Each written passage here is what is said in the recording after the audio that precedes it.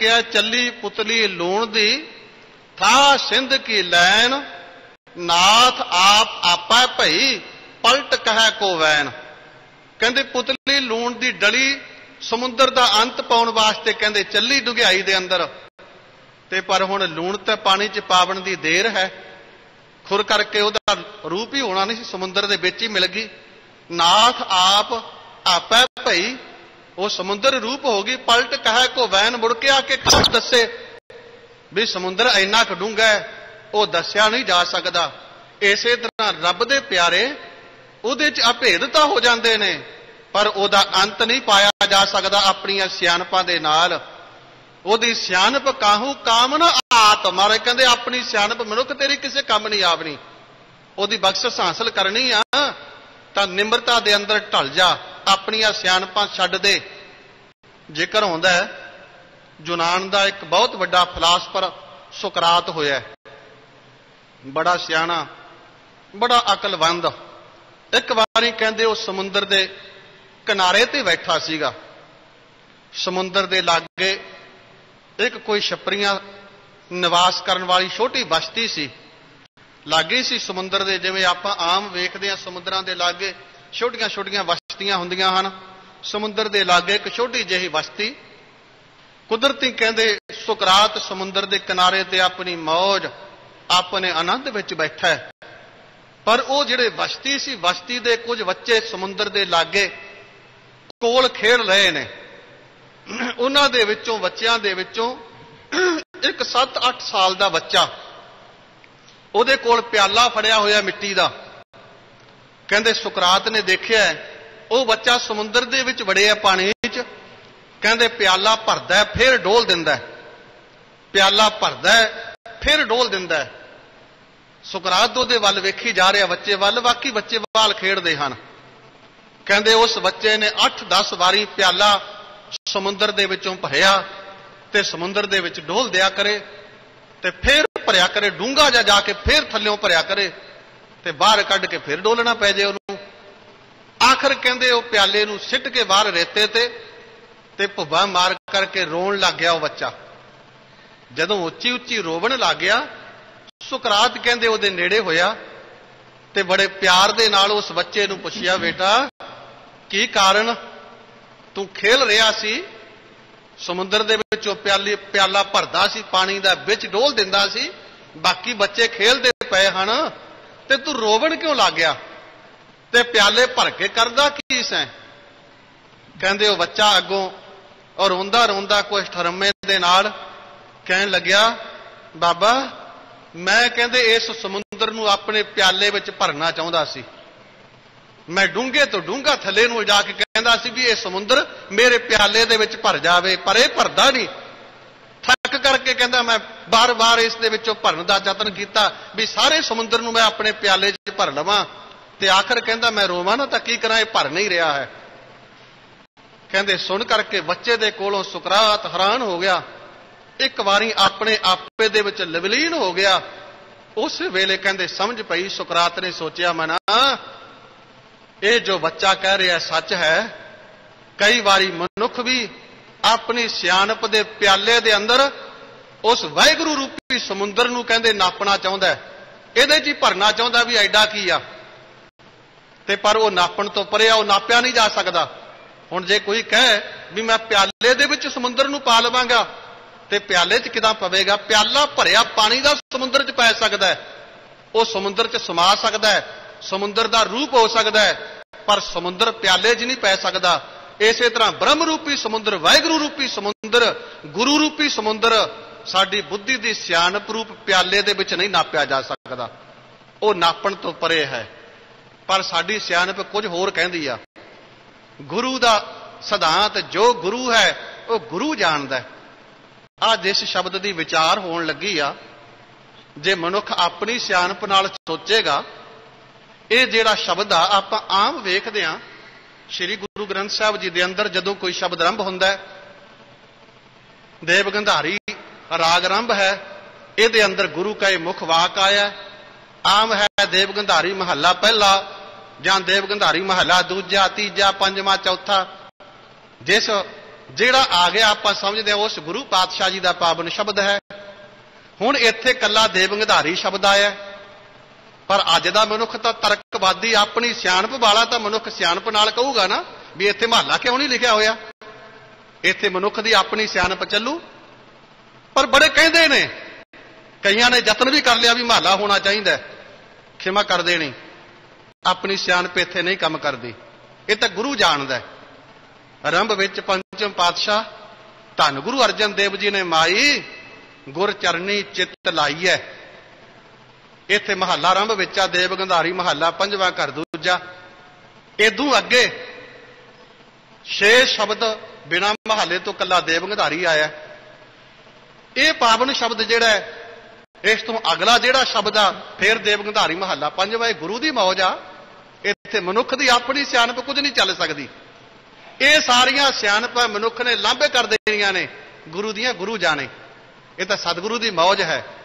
पर डॉक्टर भाई वीर सिंह जी ने अपने गुरबाणी के सटीक के अंदर इस भाव नूं इस तरह उजागर किया है भी जिथे आरंभ में इत्थे महला गुरु साहब का आ गया, जिथे अगे तक वो सारे शब्द उसे गुरु साहब दे आ। गुरु की मौज है। एक थां आरंभ में महला लिख दिता, अगे नहीं लिखिया। ये तो सतगुरु की अपनी मौज आ। अपनी सियाणप इत्थे कुछ नहीं चल सकती है। मनुख अपनियां सियाणपां वरतदा है तो समर्थ सतगुरु सच्चे पातशाह जी बख्शिश करते हैं, मन सगल सियाणप रही। हे भाई, जदों दे असीं गुरु की शरण च पै गया ना, गुरु ने सानू समझ बख्श दी आ भी उदों दी साडी सारी सियाणप रह चुकी आ। असीं अपनी सारी सियाणप छड्ड दित्ती। हुण जिहने अपनी सियाणप धारण की वो गुरु की बख्शिश नहीं हासिल कर सकिया। गुरु रामदास जी का असीं जदों इतिहास पढ़ते हैं, गुरु अमरदास जी का चौंतरे बनावण की गल इतिहास विचार लो, संखेप जी बेनती करनी आ। हुण भाई रामा जी भी बड़ी सियाणप नाल चौंतरे बनाउंदे सन, इधर सोढ़ी पातशाह गुरु रामदास जी भी बनाउंदे सन, उधर गुरु के साहिबजादे भी बनाउंदे सन। पर जदों चौंतरे तैयार हो जाते, गुरु अमरदास जी कह दिंदे, पुरखा ये साडे अनुसार नहीं बने हैं। अगों रामा जी गुरु के साहिबजादे कहंदे सन, बड़े जी असीं तां बड़ी सियाणप नाल बनाए ने, असीं तां बहुत सुचेत हो के बनाए ने, किन्ने सोहणे बने आ। पर धन गुरु रामदास जी कहंदे सन, महाराज मेरी अपनी सियाणप ही कोई नहीं है, मैं कुछ बना ही नहीं सकता। जिवें तुहानूं भाउंदा जिहा जिहा चंगा लगदा है ना, उहा जिहा तैयार करा लो आप, अपनी सियाणप नहीं। धन गुरु नानक देव जी का जदों करतारपुर का इतिहास पढ़दे आ, परख की गल आई आ, अद्धी रात आ, बिल्कुल सही अद्धी रात आ।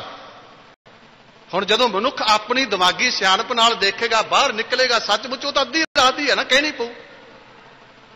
जदों बाहर तक कहा साहिबजादियां नूं, बाबा श्री चंद जी नूं भी, बाबा लखवी दास जी नूं भी कहा, बाबा बुढ़ा जी नूं भी कहा, इतिहास तां इह दर्शाउंदा है क्या भी देखो बाहर किन्नी क रात है, की टाइम है। बिल्कुल तारियां वल निगाह मार करके देख के सियाणे मनुख अंदाजा लगा लेंदे सन। उदों आ घड़ियां दे टाइम नहीं सी, उदों तां उदों ही पता चल जांदा।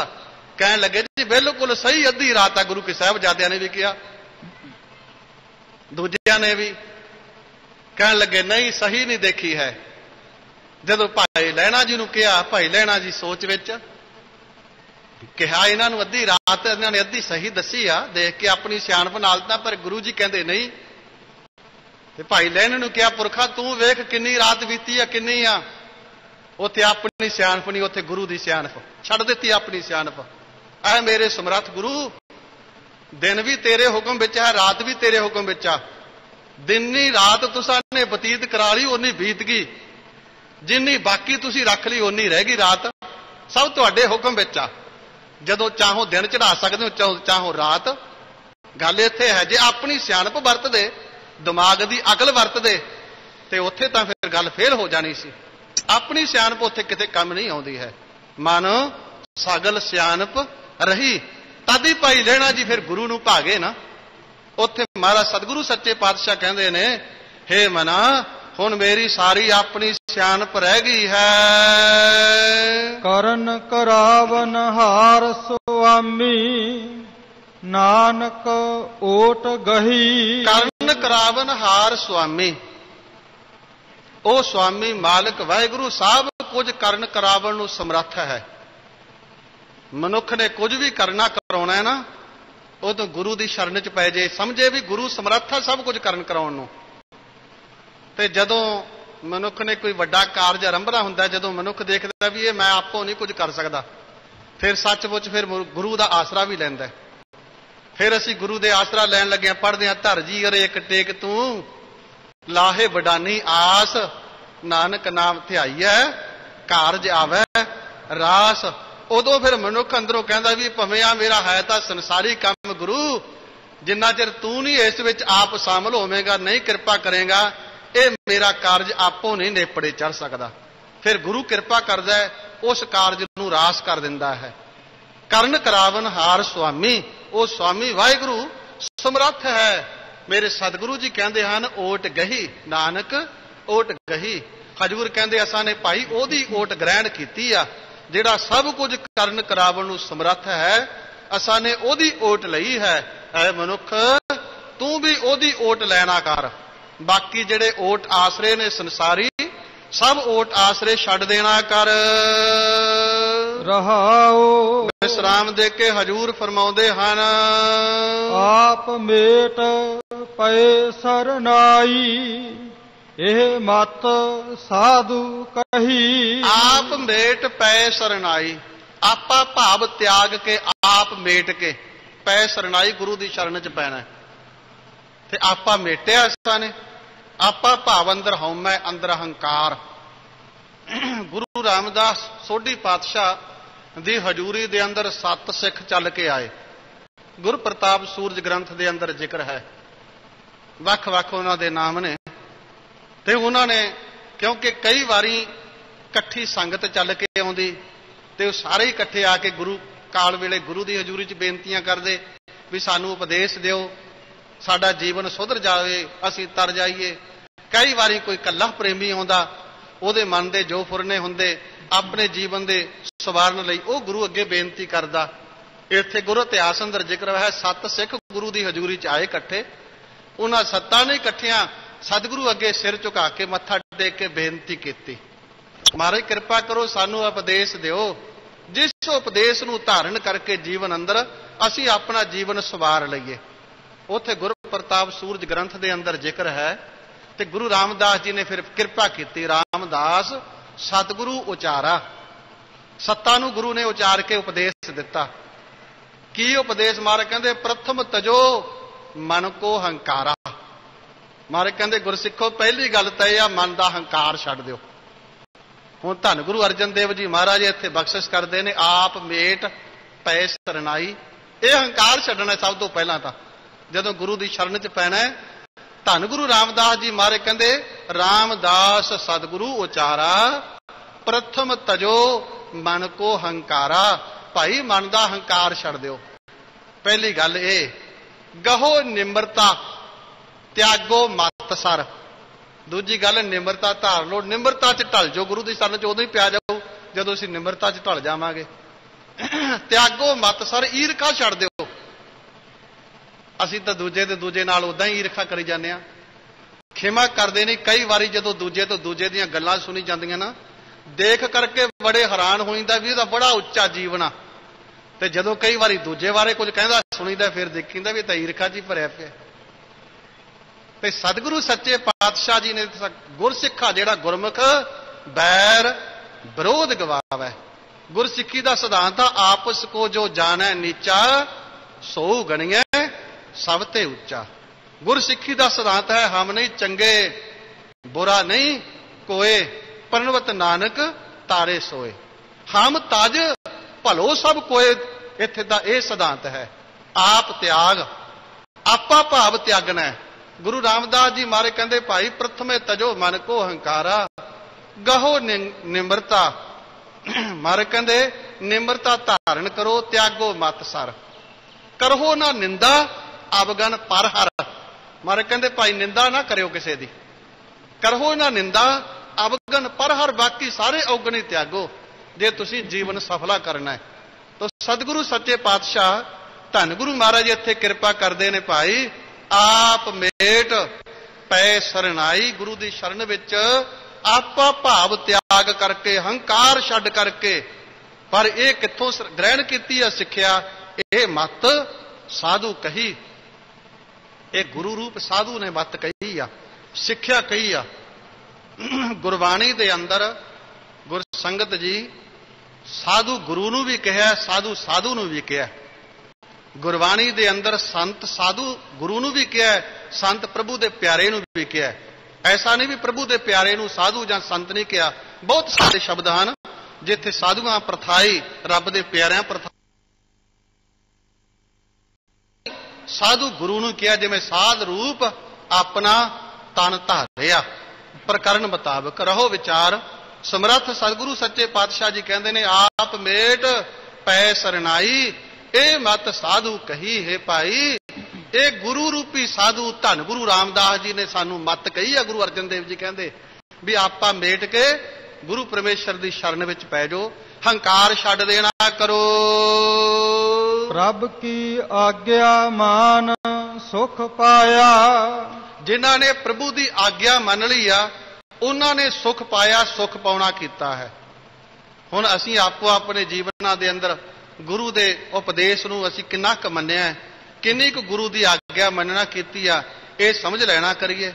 जही मोर आज्ञा सुनो सिंह प्यारे, बिना कस केसं ना देऊं दिदारे।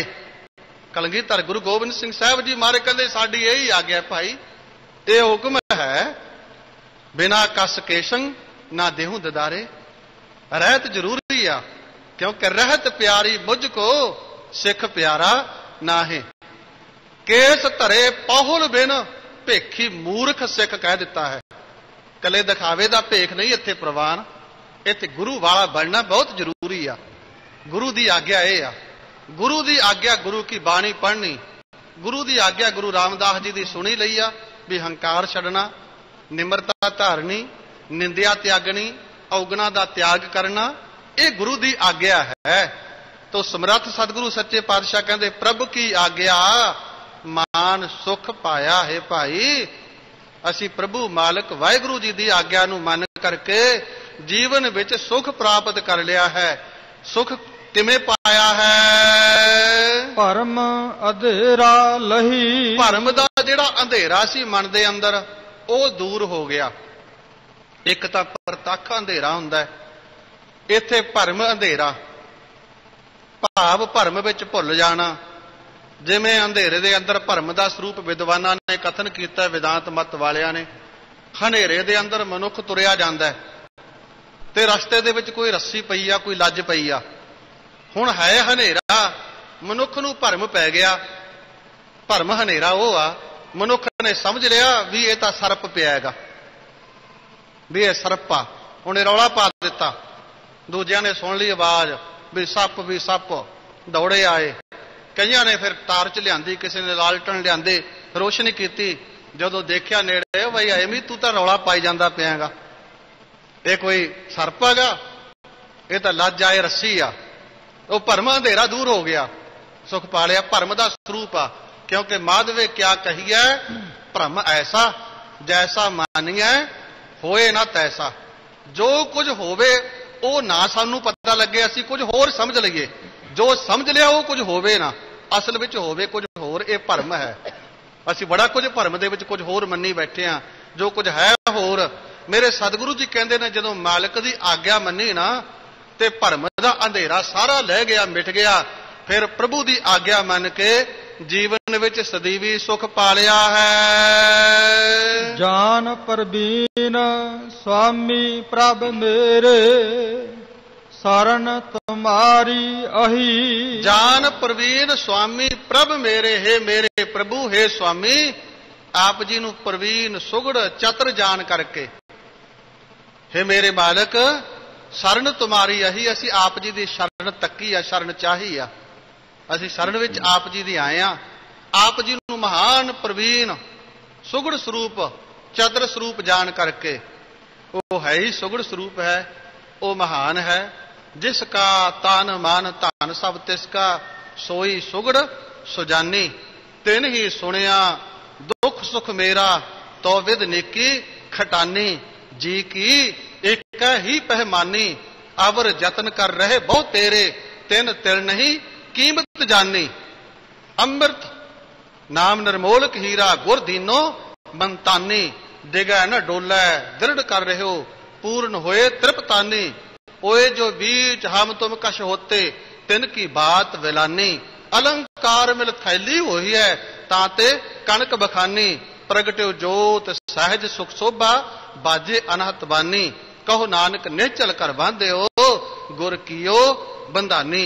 सोई सुगड़ सजानी, सुगड़ वो महान सुगड़ है, वो प्रवीण है, वो चतुर है। हे मालक, आप जी नू प्रवीण स्वरूप, सुगड़ स्वरूप, चतुर स्वरूप जान करके, सियाणा जान करके आप जी दी शरण तकी है। जान प्रवीण स्वामी प्रभ मेरे, शरण तुम्हारी आही।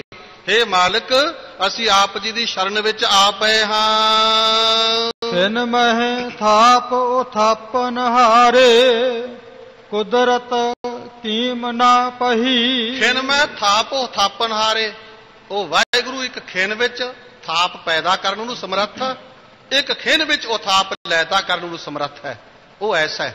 ਖਿਨ ਮੈਂ ਥਾਪ ਉਹ ਥਾਪਨ ਹਾਰੇ, ਕੁਦਰਤ ਕੀਮ ਨਾ ਪਹੀ। ਉਹਦੀ ਕੁਦਰਤ ਦੀ, ਉਹਦੀ ਸ਼ਕਤੀ ਦੀ ਕੀਮਤ ਨਹੀਂ ਪਾਈ ਜਾ ਸਕਦੀ, ਨਾ ਕੋਈ ਪਾ ਸਕਿਆ।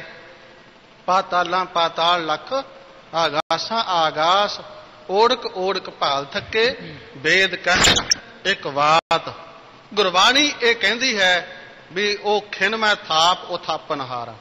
गुरबाणी कहती है खिन मैं राओ रंक को करी, राओ रंक कर डारे, रीते भरे भरे सखनावे, जै ताको व्यवहारे। गुरबाणी ये कहती है वो ऐसा समर्थ है, वो एक खिन विच जदों चाहे वो पैदा कर दिंदा है। कीता पसाओ एको कवाओ, तिसते होए लख दरियाओ। जदों धार्मिक वाकई ग्रंथां नूं असीं पढ़दे हां, बाइबल दे अंदर जिक्र है जदों आ संसार दी रचना रची, कहंदे मालिक ने 6 दिनां दे अंदर ये रचना रची। रचदा रचदा कहंदे थक गया खुदा। 7वां दिन ऐतवार इसे करके ईसाइयां ने वो छुट्टी वाला दिन मान लिया। कुरान भी इसे गल नाल सहमत है, उन्होंने भी 6 दिनां च ही रचना तो आरंभ विच मन्नी आ, पर कुरान इस गल नाल नहीं सहमत भी थक गया। वो थक्या तो नहीं, उन्हें मन्निया कुरान ने। बाइबल दे विच भी थक गया खुदा, भी 7वें दिन जाके आराम किया। पर मेरे समर्थ गुरु नहीं कहते भी वो थक गया जां उन्होंने 7 दिन लग गए। वो तो खिन मैं थाप वो थापन हारे। वो तो आप देखते हैं एक खिन विच की दी कुछ कर दिंदा है। वो तो एक छिन विच जो चाहे, छिन विच जब उद करख करा करतारा, प्रजा तरत तब देह अपारा। जब आ करख करत हो कब हूं, तो मैं मिलत देह तर सब हूं। जदों चाहे ਤਾਂ ਇੱਕ ਛਿਨ ਵਿੱਚ ਇਹ ਸਾਰਾ ਕੁਝ ਸਮਾਪਤ ਕਰਨ ਨੂੰ ਸਮਰੱਥਾ ਹੋ। ਜਦੋਂ ਚਾਹੇ ਛਿਨ ਵਿੱਚ ਪੈਦਾ, ਜਦੋਂ ਰੰਭ ਵਿੱਚ ਵੀ ਉਹਨੇ ਕੀਤਾ ਨਾ ਕੀਤਾ ਪਸਾਓ, ਇੱਕੋ ਕਵਾਓ। ਉਹਨੇ ਇੱਕ ਫੁਰਨੇ ਤੋਂ ਹੀ ਕੀਤਾ। ਪਹਿਲੇ ਉਹ ਕਹਿੰਦੇ ਨੇ ਵੀ ਜਦੋਂ ਰੰਭ ਵਿੱਚ ਕਹਿੰਦੇ ਈਸ਼ਵਰ ਦੀ ਆਤਮਾ ਪਾਣੀ ਦੇ ਉੱਤੇ ਤਰ ਰਹੀ ਸੀ, ਅੰਧੇਰਾ ਹੀ ਸੀ, फिर खुदा ने कहा भी प्रकाश हो जावे, प्रकाश होया। उदों बाद कहते अंधेरा ते चानन वखरा कर दिता, फिर आकाश बनाया, फिर घाह बूटियां दूजे दिन बनाईयां, तीजे दिन आ पंछी बना दिते, जड़ बना दिते। 6 दिनां दे विच इस तरह कहते रचना रची गई है। पर मेरे समर्थ गुरु जी कहते उन्हें एक खिण विच ही सारा कुछ किया है, एक फुरने दे नाल ही सारा कुछ पैदा किया है। जदों चाहे एक फुरने दे विच ही वो सारा कुछ समाप्त करने नूं समर्थ है। खिन मैं थाप वो थापन हारे, कुदरत कीम ना कही, ओदी शक्ति दी कीमत कही नहीं जा सकती। वो तो कीमत पाए ना कहया जाए, कहने वाले तेरे रहे समाए। जिवें रंभ विच बेनती कीती सी ना भी प्याला समुद्र विच समा सकदा है, समुद्र प्याले विच नहीं। कहण वाला अपने विच ओनू नहीं नाप के दस सकदा भी वो एडा ही आ, कहण वाला ओदे च समा सकदा है। कहने वाले तेरे रहे समाए ओदे च अभेद हो सकते हैं। ये पावन अज दे अमृत वेले दे बख्शिश कीते गुरु के पवित्र मुख वाक दी विचार आप संगतां ने जो सरवण कीती आ, हिरदे च थां दईए। गुरबाणी दी विचार करदिआं बेअंत भुल्लां होईआं होणगीआं। सतगुरु अते आप संगत बख्शण जोग हो, संगत गुरु कर रूप हो, खिमा करनी अगो समत बख्शिश करनी। गुरबाणी दी विचार सतगुरु आप करवा रहन, कृपा कर लैन। गुरु के वचनां नूं हिरदे च थां देना। सतगुरु जी दा समुची संगत दा कोटान कोट धन्नवाद। आओ अखीरलियां पंक्तियां पढ़ सुन लीए, फिर फतेह प्रवान करनी जी। जान परबीन स्वामी प्रभ मेरे, शरण तुम्हारी अही। खिन मैं थापो थापन हारे, कुदरत कीम ना पही। वाहिगुरु जी का खालसा, वाहिगुरु जी की फतेह। तो ठाकुर